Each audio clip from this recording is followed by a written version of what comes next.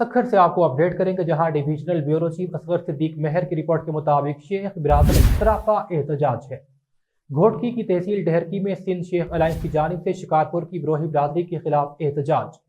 ऐवान सहाफत press club Daharki पर Sindh Sheikh alliance Ghotki की जानिब से बिलाजवाज कत्ल होने वाले लाल बख्श शेख के कातलों की गिरफ्तारी के लिए एहतजाजी मुजाहरा करते हुए नौजवान लाल बख्श शेख को बिलाजवाज अंधेरे में कत्ल करने की शदीद मजम्मत की गई। SSP शिकारपुर DIG लाड़काना से कातलों की गिरफ्तारी का मुतालबा किया है। उन्होंने कहा कि जब तक कातिल गिरफ्तार नहीं किया जाएगा एहतजाज बढ़ाते जाएंगे। इस वक्त भी कराची से कश्मीर तक हर शहर में सिंध शेख अलायंस के मरकजी रहनुमा मीरा सर्राफ शेख के अहकामात पर एहतजाज किया जा रहा है। मोहम्मद फहीम शेख और जमन शेख ने मीडिया से बातचीत करते हुए कहा, बिस्मिल्लाहिर्रहमानिर्रहीम।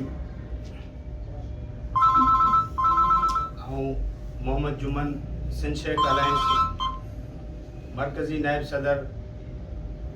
असीं अॼु हिते अचण जो असांजो मक़सदु इहो आहे, प्रेस कॉन्फ्रेंस करण जो मक़सदु इहो आहे त जेको कुझु ॾींहं पहिरियां शिकारपुर शेख बिरादरी जे नौजवान शहीद लाल बख्श शेख खे बेदर्दी सां राति जे अंधेरे में क़त्ल कयो वियो। असीं उन जी पुरज़ोर लफ़्ज़नि में मज़म्मत कयूं था ऐं असीं SSP शिकारपुर खां इहो मुतालबो कयूं था त फिलफोर कातिल गिरफ़्तार कया वञनि।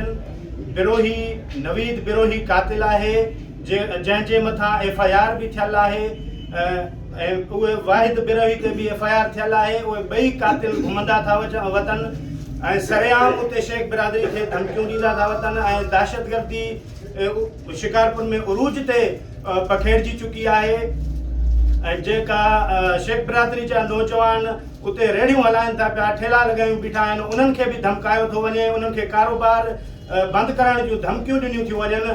असीं SSP शिकारपुर खां शाहज़ेब चाचड़ खां इहो मुतालबो कयूं था त फिलफोर कातिल गिरफ़्तार कया वञनि। ॿी सूरत में असांखे मजबूर न कयो वञे जो कलम बजाए असांखे हथियार खणणा पइजी वञनि।